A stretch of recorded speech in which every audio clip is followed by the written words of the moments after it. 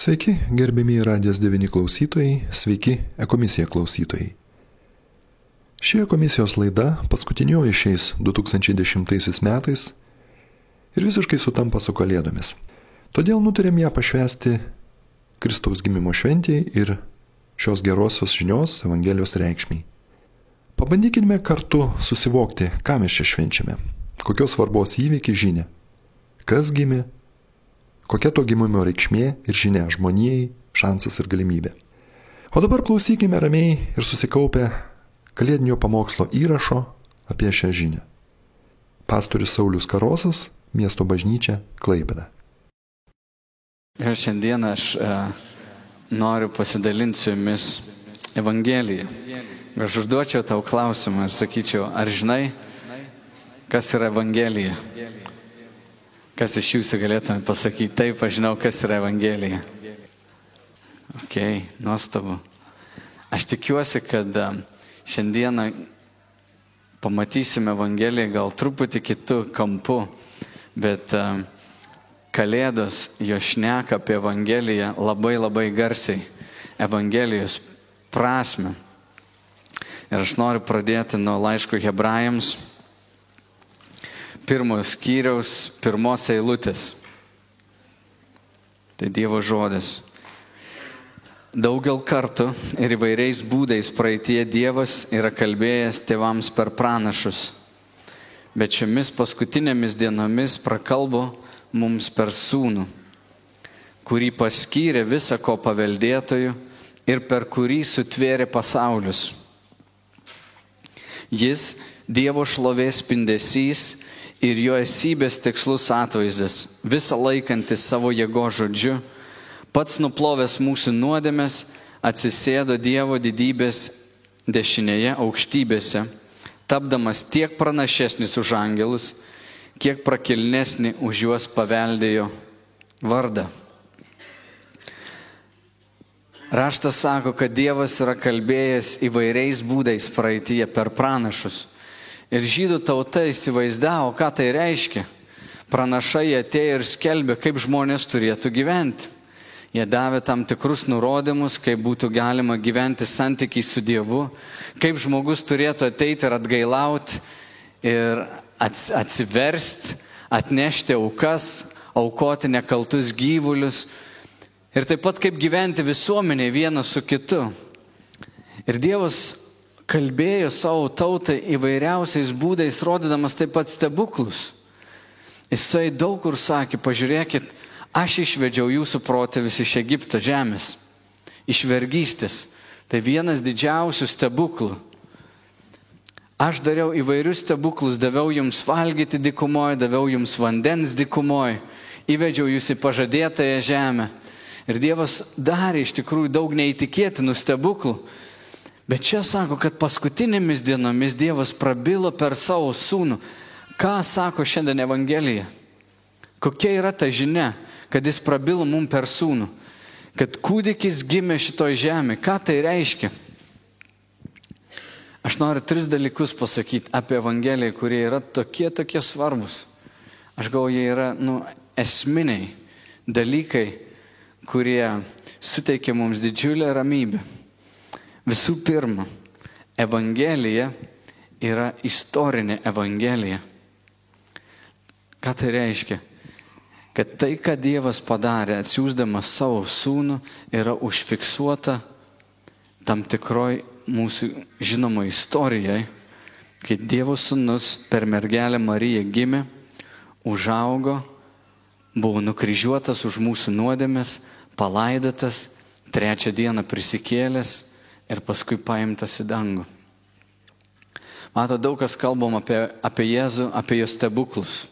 Ir jie iš tikrųjų yra nuostabus, ar ne? Kada mes pamatom, ką Jėzus darė žmonių tarpe, ateidavo, išgydydavo aklą žmogų, kuris neturėjo vilties, buvo atstumtas visuomenė. Kada jisai paliesdavo raupsuotą žmogų, jo gyvenimas visas buvo perkeistas.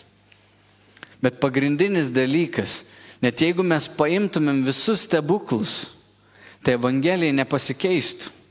Net jeigu mes sumažintumėm Jėzaus mokymą, kuris taip pat yra nuostabus, tai Evangelija irgi nepasikeistų. Matote, Evangelijos žinia yra, kad Dievo sūnus atėjo į šitą žemę, numirti už mūsų nusidėjėlius, kad mes visi turėtumėm amžiną gyvenimą per tikėjimą juo. Mes negalim užmiršti, kad šitas istorinis aspektas Evangelijos yra pats pagrindinis.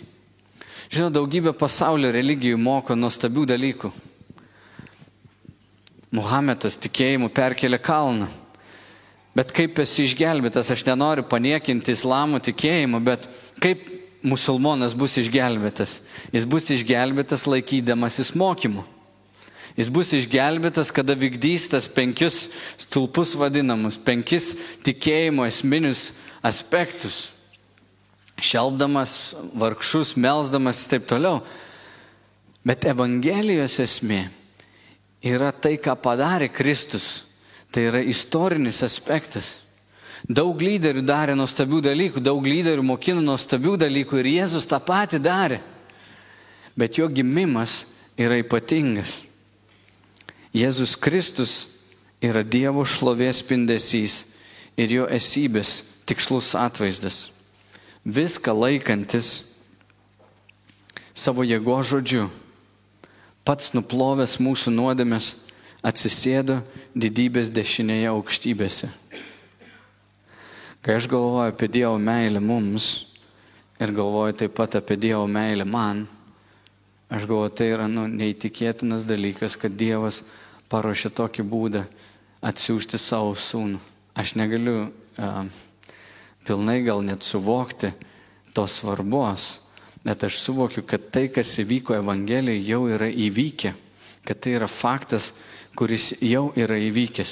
Ir aš esu išgelbėjimas ne dėl to, kad aš dabar stengiuosi gerai gyventi, bet dėl to, ką Kristus padarė vietoj mūsų.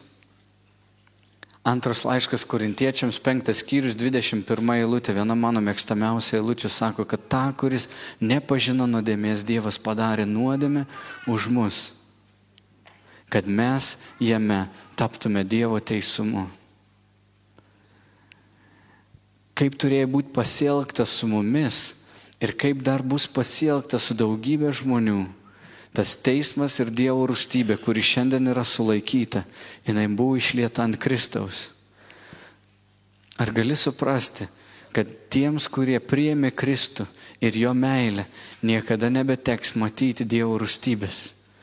Raštas sako, mes esam išvaduoti iš Dievo rūstybės. Ir kad su Kristumi buvo pasielgta taip, kaip su mumis turėtų būti pasielgta su nusidėjėliais. Jisai nusižemino, jisai patapo to vargšu dėl mūsų. Ir mirė ant kryžiaus dėl mūsų. Kad šiandieną mes galėtumėm paveldėti tai, kas Dievo buvo skirta jo sūnui. Tai, kas yra Dievo, šiandien tampa tikinčiųjų taip pat nuosavybė. Ir tai yra paremta istoriniu veiksmu. Štai kodėl krikščionis vis mes prisimenam Kristaus mirtį, ar ne, vienas iš jo paliepimų švęsti vakarienę, bet taip pat mes prisimenam Kristaus gimimą. Net nesiginčiant, kada tai įvyko, bet fantastinis dalykas įvyko. Pažadas buvo duotas, kad mergelė pagimdys sūnų, kad per jį ateis išgelbėjimas, kad Mesijas ateis ir atneš išgelbėjimą. Taigi Evangelija yra istorinė. Ir jinai teikia mums džiaugsmą. Ir pirmieji apaštalų pamokslai net nebuvo labai tokia gili teologija. Ar suvoki, kad apaštalai išėjo pamokslauti ir pirmas pamokslas buvo, Dievas sakė, kad ateis gelbėtojas, jis ir atėjo. Jėzus ėjo, mokino, darė stebuklus, bet svarbiausia, ką norim pasakyti, kad jis buvo nukryžiuotas. Ir jis mirė už mus visus. Ir paskui 3 dieną jis prisikėlė, kaip ir buvo pažadėjęs. Ir Dievas išteisina mus per Kristų. Tai yra pagrindinė apaštalų žinia. Pagrindinė. Šiandien galim taip nukrypti ir galim taip pradėti pamokslauti vairius dalykus. Ir iš tiesų yra daug nuostabių dalykų, ką Kristus mokė, principai, kuriais mes gyvenam čia. Bet niekada negalim pamiršti, kad visa tai stovi ant pamato, istorinio pamato. Ir Evangelija, jinai yra istoriškai, jinai skiriasi nuo visų kitų religijos mokymų. Būtent šituo veiksmu, Kristaus atliktų veiksmu, Kristaus auka ant kryžiaus, jo atėjimu į šitą žemę, jo nusižeminimu. Koks dar yra Evangelijos unikalus aspektas? Labai panašus į istorinį aspektą yra Kristaus mums suteikta įsūnystė, kad Dievas įsivaikina mus. Jono Evangelijos 1 skyriui yra parašyta taip. 1 skyrius, 12 eilutė. Visiems, kurie jį priėmė, jis davė galią tapti Dievo vaikais, tiems, kurie tiki jo vardą. Visiems, kurie priėmė jį, jis davė galią tapti Dievo vaikais. Įsūnystė yra padėtis. Tai nėra kažkoks atlygis, kurį mes dar gausim ateityje. Tai nėra kažkas, ką mes paveldėsim tik tais ateityje, bet įsūnystę mes gaunam jau šiandien. Mes gaunam ją dabar per tikėjimą. Žinot, yra daug nuostabių momentų su Dievu. Kartais įsivaizduoju, gali pamatyti tėvą einantį gatvę, jis eina su savo sūnumi, kažkas tokio vyksta, jie šnekasi gražiai, tėvas sustoja, prieina, apsikabina tą sūnų, pakelia jį ir sako, sūnau, aš tave myliu. Sūnus sako, tėti, aš irgi tave myliu. Padeda jį vėl ant žemės ir jie toliau eina kartu. Nuostabus patyrimas vaikui. Saugumas, meilė, toks apsikabinimas. Jisai žino vieną, jis yra sūnus. Ta momentą, kai tėvas jį pakėlė, jis netapo labiau sūnumi. Ar tapo? Jis koks buvo, toks ir buvo. Bet ta akimirka, tas patyrimas, tėvo prisilietimas yra be galo brangus. Daug kas iš mūsų esam išgyvenę tokį Dievo prisilietimą prie mūsų asmeniškai. Tarsi Dievas priejo ir apsikabino, pasakė, sūnau, aš tave myliu. Kai kurie iš mūsų buvom tiesiog traukiami, ieškojom Dievo, gal šitas kalėdų laikotarpis kažkam irgi yra toks atsigręžimas vėl į Dievą. Išpažinčių metas, išpažinti Dievui savo kaltes, prieiti prie jo artumo.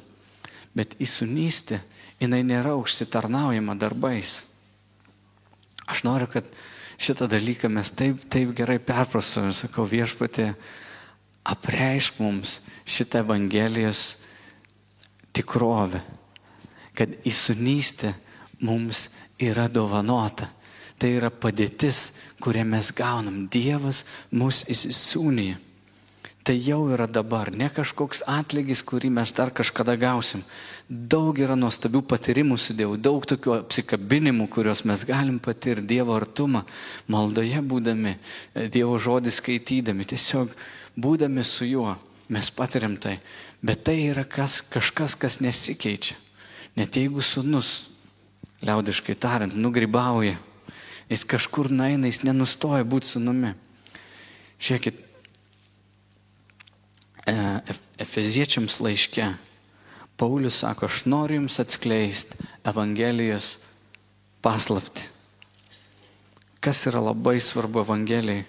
Jisai kalba apie įsūnystę. 1 skyrius nuo 3 eilutės.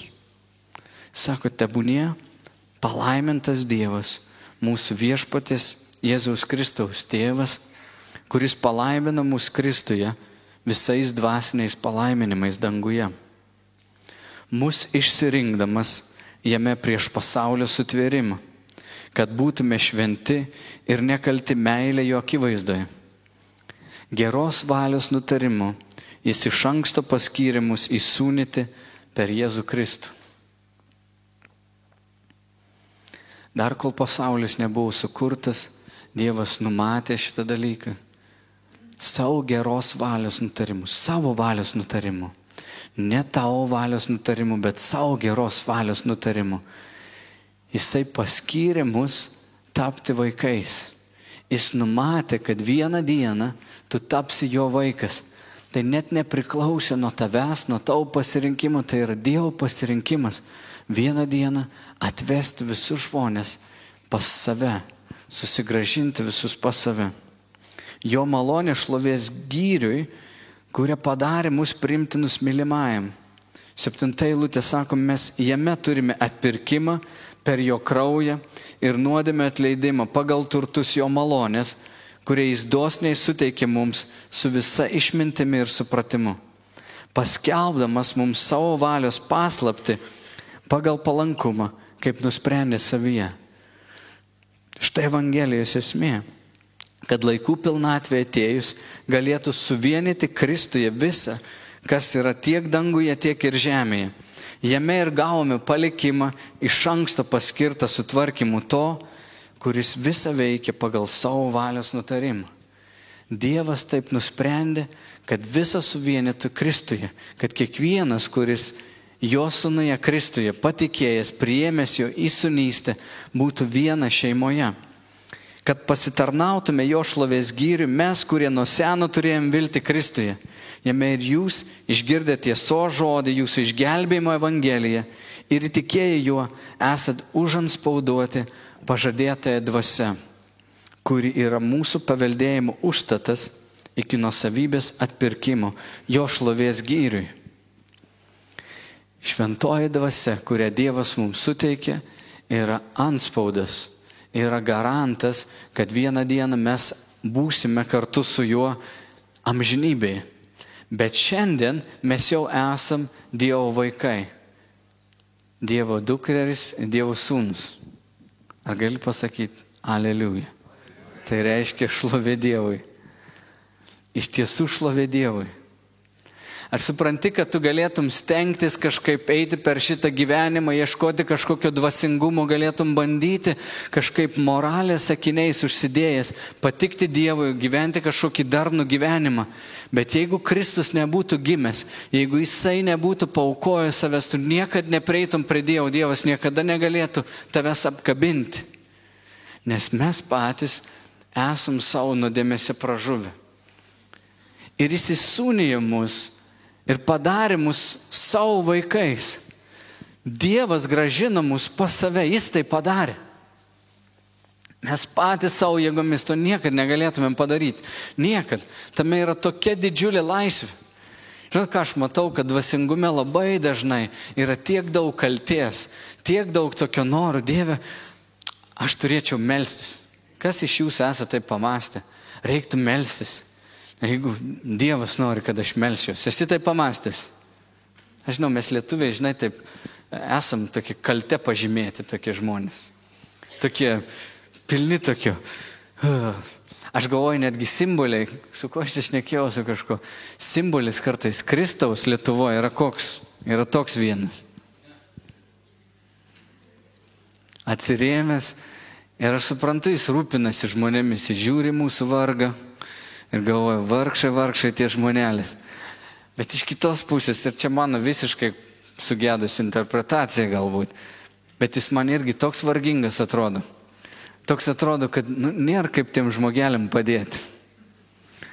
Aš galvoju, galbūt, žinai, San Paulo mieste yra toks Jėzus išplėtęs toks rankas, toks didelis, žinot, skulptūra tokia, esat matę, didžiulė.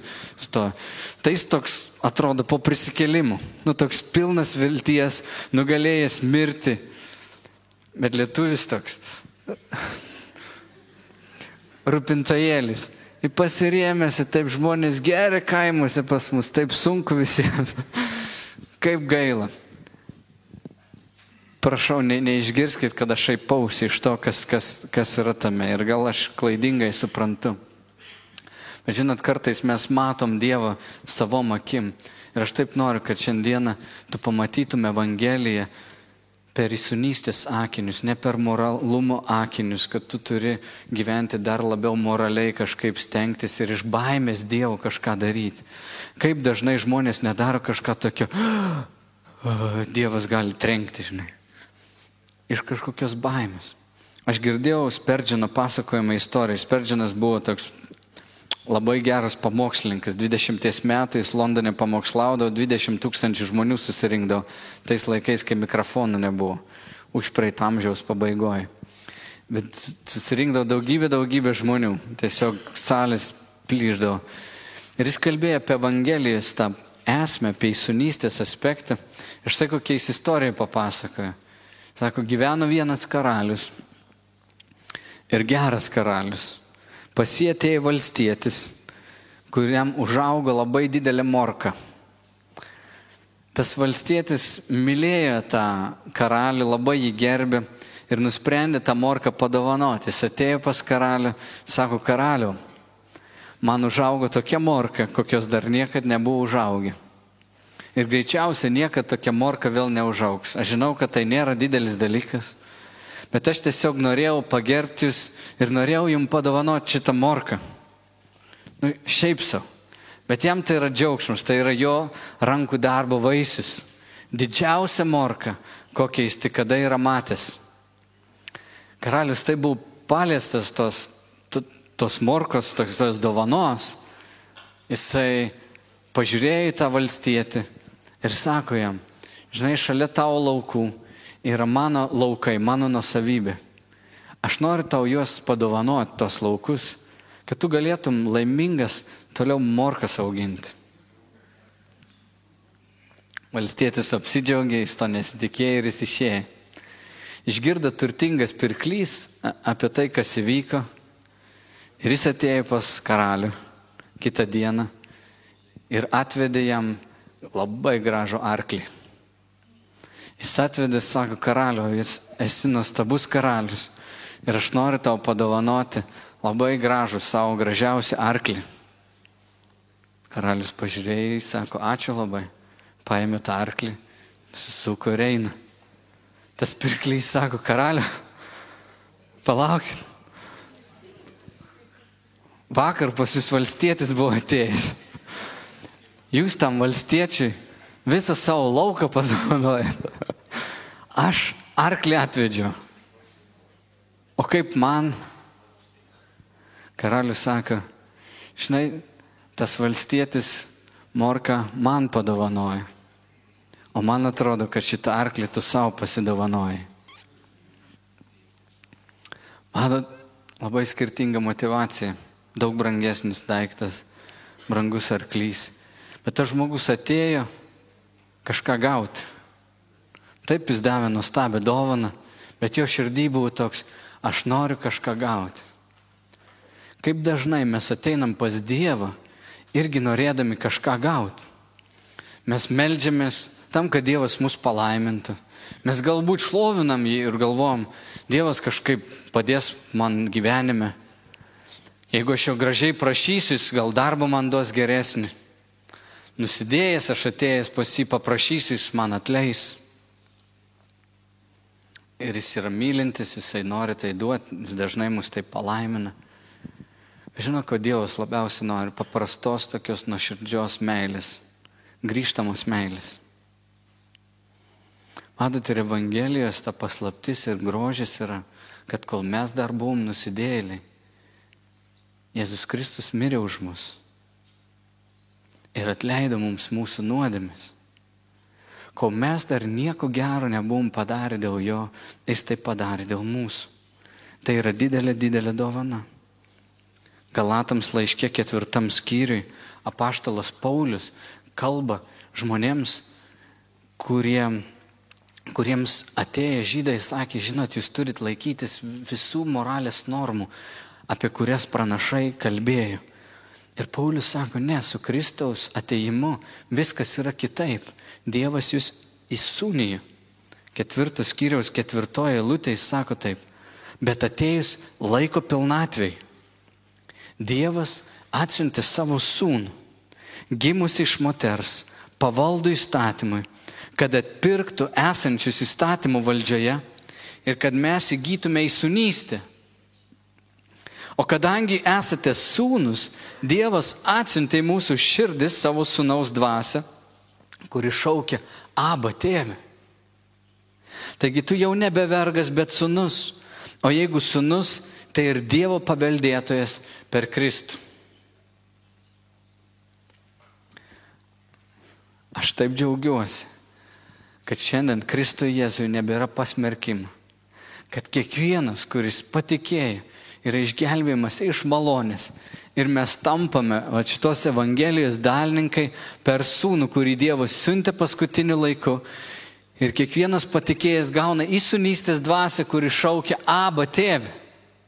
Aba tėve. Mumyse yra ta dvasia, kuri yra išsilgusi Dievo. Dievas pats įdėjo į mus savo dvasios, kuri šaukia Aba tėve, tėve, tėvelį. Ir krikščioniškas gyvenimas nebėra vien gyvenimas pagal kažkokias moralės normas. Aš turiu elgtis taip, nes Dievas supyks. Aš turiu daryti taip, nes Dievas mane atmes. Ne, jis jau mane priėmė. Kai aš buvau visiškai sugedęs, jis mane priėmė. Aš jo neieškojau, jis mane pašaukė. Aš nebėgau pas jį, jis atbėgo pas mane. Ir jis per savo Sūnų įvaikino mane ir šiandien man yra duotas paveldėjimas ir tau yra duotas paveldėjimas. Visa, ką Kristus paveldė, yra duota ir tau. Nemanau, kai jūs išgirdot. Neišgirdot jūs. Nieko neišgirdot. Kažką išgirdot. Jėzus Kristus yra visatos paveldėtojas. Ir kokio dydžio yra visata. Mes ne pasakas pasakom, aš kalbu jums, kad tai, ką žmonės vadina didžiausias intelektas, didelė energija, visatos protas, kad tas Dievas, kurio žmogaus protas negali suvokti pilnai, nusprendė pasirodyti, kas jis iš tikrųjų yra, atsiųsdamas savo Sūnų. Jam priklauso visa visata ir jis sukūrė visą tai, kas yra materija. Jis kėdžių nepadarė, bet tai, iš ko kėdės padarytos, yra Dievo darbas. Ar suvokite? Jis šito namo nepastatė, bet iš ko namas padarytas, yra Dievo darbas. Ir Kristus yra savininkas viso to. Kai laikas baigsis, kai šiandien, kas turi nuosavybę ir giriasi didelėm žemėm, dideliu turtu, dideliais pastatais ir bokštais, aš žinau, kad visa taip galiausiai priklauso Dievui, visi statybinės medžiagos visas oras priklauso Dievui. Kad tas didysis protas, intelektas panoro būti pažinta žmonių kaip tėvas. Ir antrasis Dievo asmuo, Jėzus Kristus, gimė į šitą žemę, kad per jį mes visi pataptumėm Dievo vaikais. Ir mums visa tai atitenka su Kristumi. Porą žmonių jau pradeda įsėsti. Žinot, tai yra meditacija, tai turi įsėsti. Aš nebandau jums smegenų praplauti. Aš tik kalbu, ką Dievo žodis sako.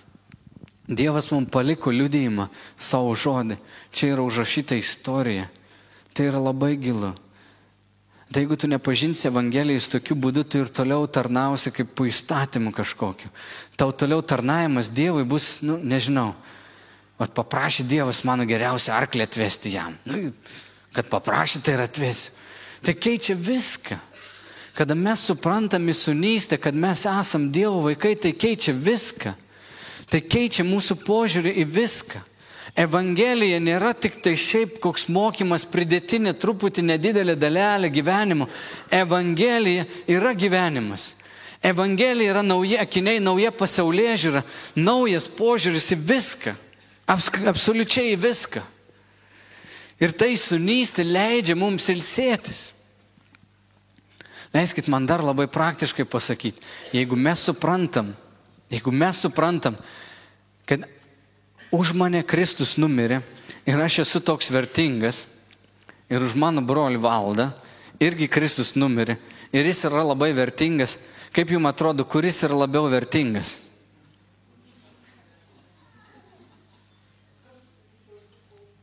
Kuris yra labiau vertingas? Ką? Lygus. O jeigu čia sėdėtų labai turtingas žmogus ir labai žymus žmogus, parinkit kokį nors žmogų. Ką? Kas? Bosas kažkam yra. Jeigu čia ponas bosas sėdėtų pirmoje eilėje. Ir jeigu Kristus mirė už jį, Ir Kristus mirė už mane ir už Valdą, kuris iš mūsų yra vertingesnis. Lygus. Dievo akivaizdai. O jeigu čia pasodinsim, ir jis miręs yra, bet poną Staliną.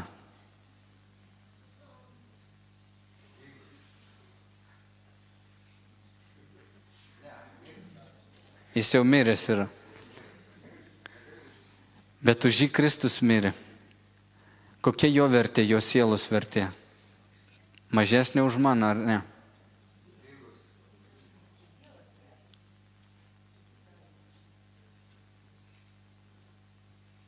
O tai keičia labai daugą. Tai keičia santykius. Leiskit kitą pavyzdį paimti. Paimkim tavo vyrą. Arba tavo žmoną. Arba tavo vaiką, kuriam 6 metukai. Kuris vertesnis?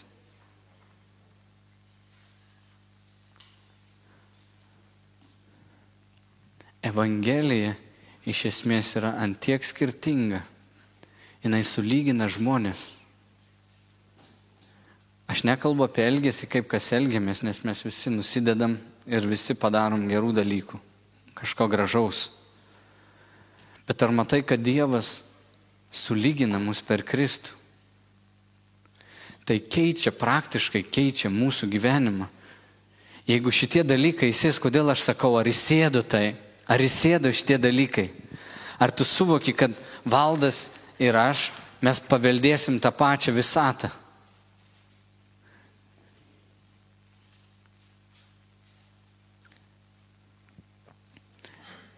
Tai yra labai gili meditacija. Mane šitie dalykai, mano širdį atgaivina ir mano širdį taip apšviečia šita šviesa Evangelijos. Kada aš pamatau per tai, ką Kristus atliko, kad jis numirė už visus žmonės, kad jis įsūnija kiekvieną, kuris tiki ir ateina, bet koks nusikaltėlis didžiausias, ar pats populiariausias, labiausiai apdovanotas iškalba, ar kokia nors, nežinau, dar kita vadovavimo dovana, ar dar kažkokia dovana. Kad mes visi lygus. Ir tai yra trečiasis aspektas, kurį aš noriu paminėti apie Evangeliją, kad Kristus, kai jis atėjo, Morkaus Evangelijos pradžioje jis pasakė, atėjo metas, prisiartino Dievo karalystė, atgailaukite ir tikėkite Evangeliją. Jis sako, atėjo metas, prisiartino Dievo karalystė, Evangelija yra naujos rūšies karalystė, su visai kitom vertybėm.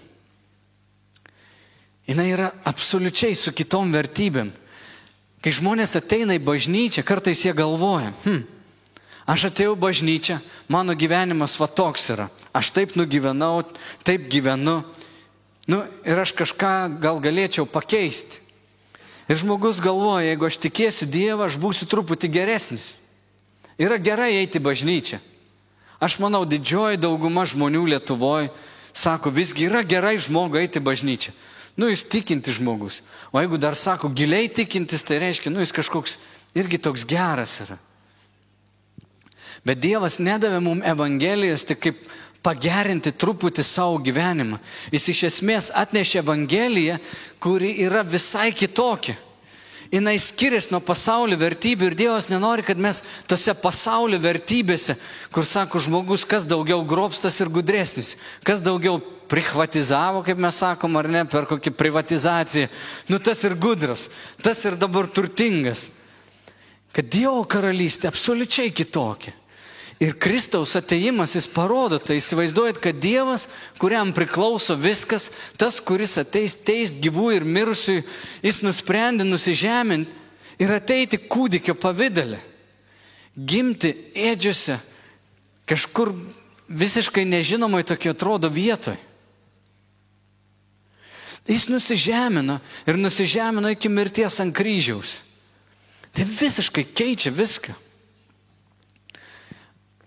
Ir kaip mums svarbu suprasti, kad Evangelija yra tarsi kita pasaulėžiūra, kiti akiniai.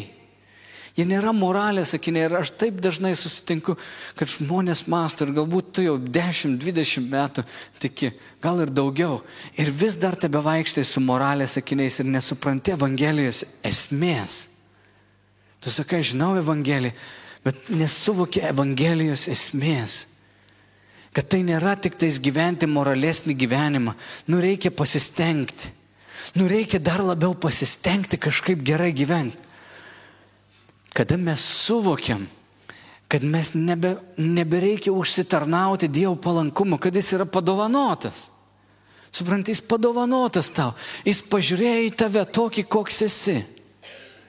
Ir jis priima tave ir pasiruošęs atleisti tavo nuodėmes, tavo kaltes.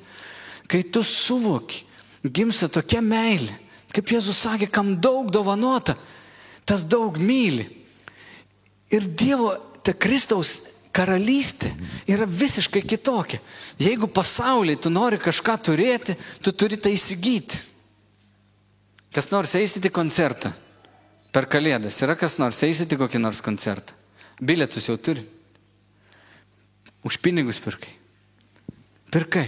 Nusiperki bilietą ir nueini. Ar taip įeinama į Dievo karalystę, kad tu ateini ir kažką turi sumokėti, kad įeitum? Ne, viskas dovanai. Sakai, nenormalu kažkaip, ne taip. Dievas žino, kad nieko neturi ką sumokėti. Ir Jėzus sako, palaiminti yra tie, kurie yra vargšai dvasia. Ne pas turtinguosius, sako, atėjate, žinia, bet pas paprastuosius. Jeigu pasaulyje tu kuo gudresnis, tu prasimuši kažkaip kelias aukštyn ir yra kelias aukštyn. Tu eini, skiniesi kelią, dirbi kažkaip sunkiai, varai. Tai pas Dievą kažkokie principai atrodo visai kitokie. Evangelijai, kad jis sako, tu nusižemini, Dievas tave išaukština. Apie širdies nusistatymą. Tai yra kiti principai. Evangelija tiek yra skirtinga. Ir mane pritrenkė šita Evangelijos gelmė, kad Dievas panoro mus taip sulyginti visus. Kai aš pasigilinu Evangeliją, Kristaus ateimą, jis taip nusižemina, kai aš medituoju apie tai, kad Kristus plovė savo mokiniams kojas. Jis vaikščio Izraeliai, buvo taip gerbiamas, jis turėjo tokį moralinį autoritetą, kaip niekas kitas tautoj. Jis praktiškai šiandien moralinio autoritetų nieks nepralenkė visoje žemėje Kristaus. Nieks. Žmonės, kuriuos labiausiai gerbiam, jie garbino Kristų.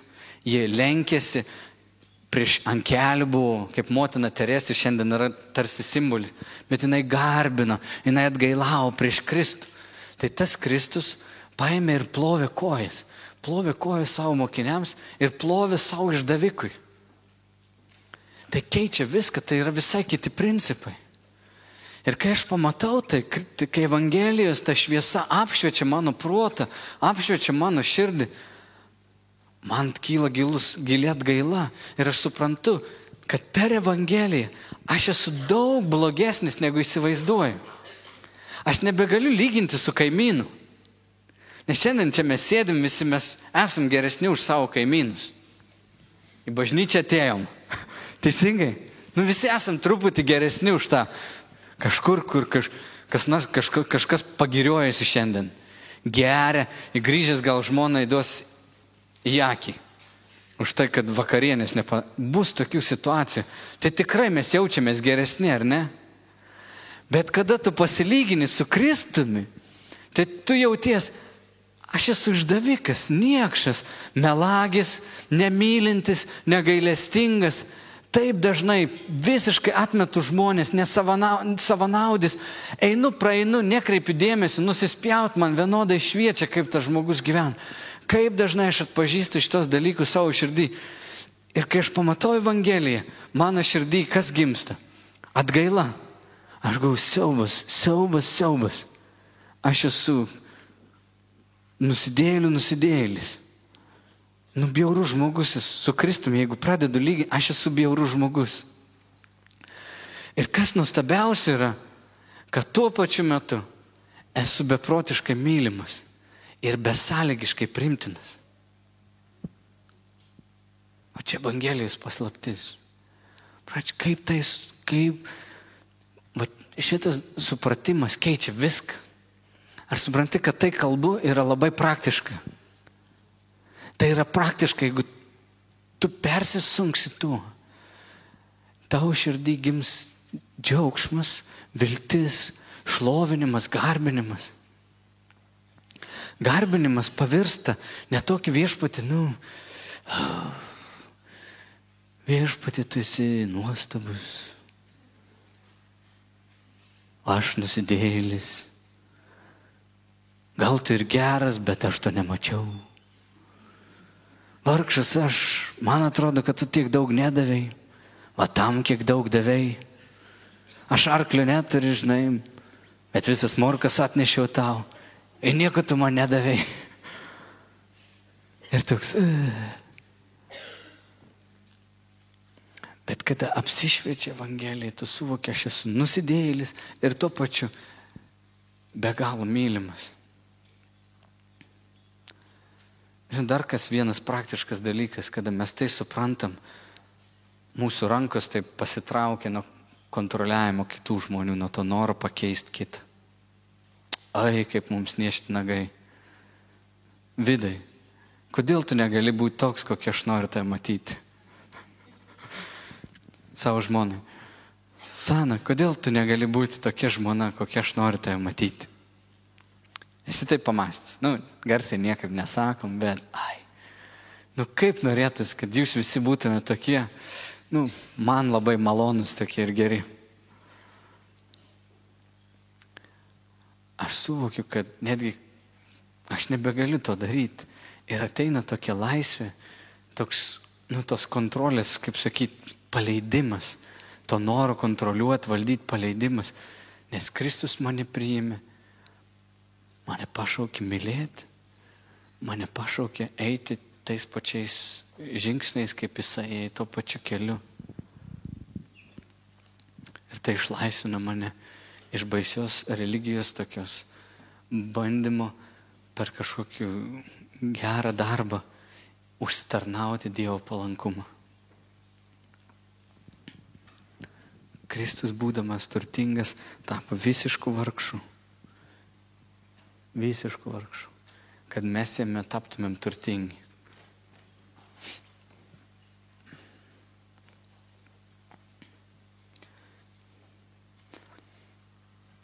Kiekvieną kartą, kai aš pažiūriu Evangeliją, man kažkaip visiškai naujai susišviečia.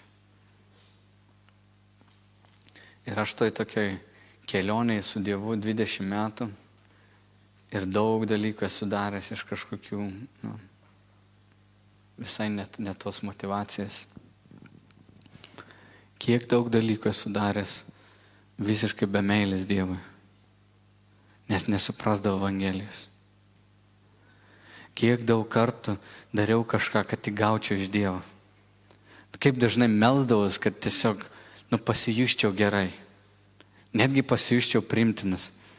Neįsigilinęs į pačią Evangeliją. Kiek yra daug kartų mano gyvenime tai buvę. Kad aš meldžiuosi, kad kažką užsitarnaučiau. Ir visa tai nepatenkina. Nes visa tai yra skirtingi principai. Bet kad aš įsikertu į šitos principus ir tiek daug rašto vietų kalba apie tai. Aš net perskaičiau kitų rašto vietų, kurios kalba apie šitą Evangeliją. Kad Kristaus atliktas darbas, jis yra jau užbaigtas. Ir mano įsūnystė yra garantuota. Aš nebegaliu kažko daugiau padaryti, kad patapčiau kažkaip labiau mylimas sūnus. Aš nebegaliu. Net jeigu stengčiau. Bet kai aš tai suvokiu, mano širdis taip suminkštėja ir mano garbinimas pasidaro toks. Tu, Dieve, esi visatos kūrėjas. Visata yra tavo žodžiu palaikoma. Tavo nuosavybė yra viskas, ką aš matau. Viskas, netgi mano širdis, mano kvėpsnis, mano protas yra tavo nuosavybė. Dieve, tu esi šventas, gailestingas, maloningas, absoliučiai teisingas, visą išmanantis. Tavy yra visos paslaptys atskleistos. Tu esi šviesa, tu esi visos energijos šaltinis, tu esi pradžia ir pabaiga, alfa ir omega. Tu esi mano tėvelis.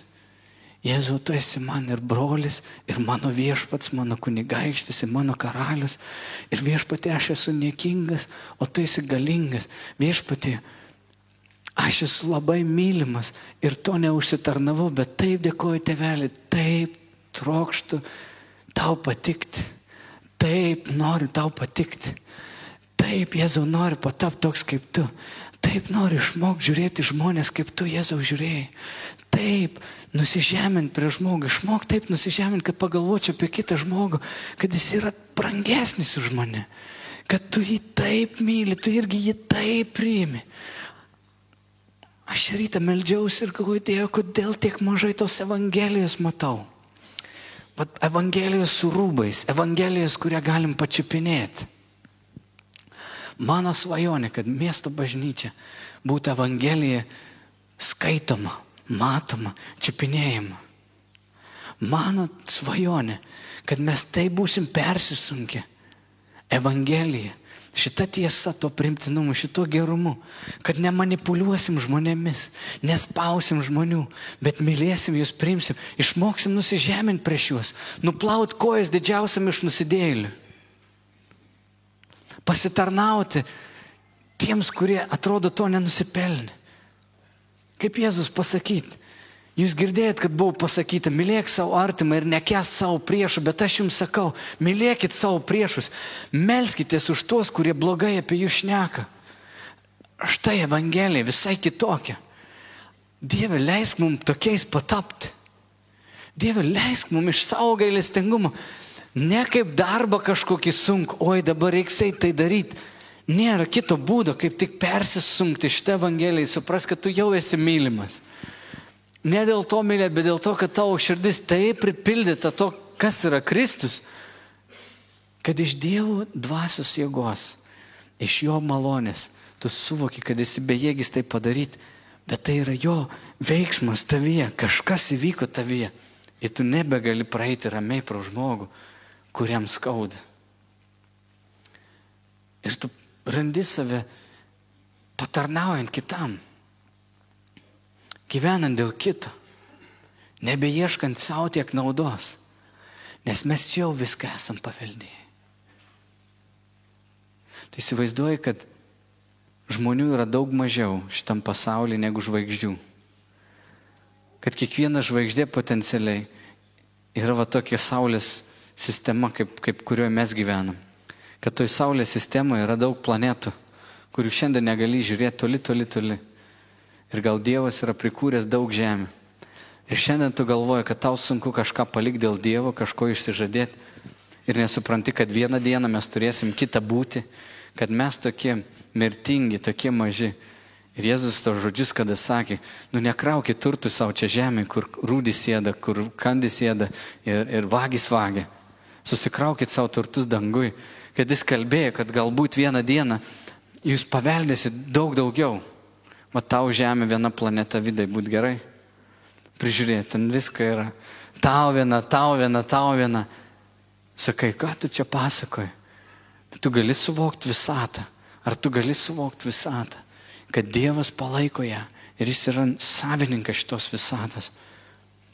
Tai yra tokia paslaptis. Tai yra didžiausias vertybės. Ar suvoki, kokia Dievo vertybė? Kad netgi tai, kas mažiausia ir amžina, jam yra be galo vertinga. Dėl to mes galim Dievą garbinti. Ir mūsų garbinimas, kai mes vertinam kažkam, kas mums atrodo labai didelė, bet laikina, matoma ir čiupinėjama, Dievui neturi jokios vertės. Kad taip dažnai mes sakom, Dieve, koks namas, kokia mašina nauja sukurta, wow, koks lėktuvas, kokia raketa, koks kompas buvo sukurtas, Dieve, wow, kaip nuostabu. Viešpatie, matai, kokia šventykla ir kokie akmenys, kiek metų buvo statoma, ne vienos vinies įkaltos, toks namas to. Jėzus sako, visą tai pranyks, ne akmens ant akmens neliks. Ir suprantat, yra kiti dalykai. Ir Dievo požiūris yra toks platesnis, toks gilesnis. Ir Evangelija mums tai parodo. Nežinau, čia tik keli aspektai tos Evangelijos, kurios paminėjau. Nežinau, kaip man sekės. Viliuos, kad šventoji dvasia šitos žodžius įdėjo į širdį tau. Aš viliuos, kad tu išeisi iš čia su dėkingumu. Aš viliuos, kad tu įeisi iš tą kalėdų šitą laikotarpį su dėkingumu. Kad tu būsi prie stalo žmonių ir suvoksi, kad jie turi neįtikėtinai didžiulį vertę, kiekvienas žmogus. giminaitis, kurio nemėgsti. Gal Dievas iš savo malonės bus perkeitas tavo širdį ir tau jie pasirodys mėly, tie giminaičiai. Galbūt Dievas atves tave į atgailą ir leis tau pažiūrėti į savo gyvenimą kitaip. Va to aš viliuosi. Dievas yra geras. Ačiū, kad galėjau pasidalinti su jumis. Taigi, šiomis mintimis ir baigiame 2010 metus. Tyliai atsisveikiname ir linkiu jums harmoningai sutarti su pačiu savimi ir aplinka, kurioje gyvename. Iki susitikimų naujaisiais 2011 metais. Eduardas Bytautas, laida Ekomisija.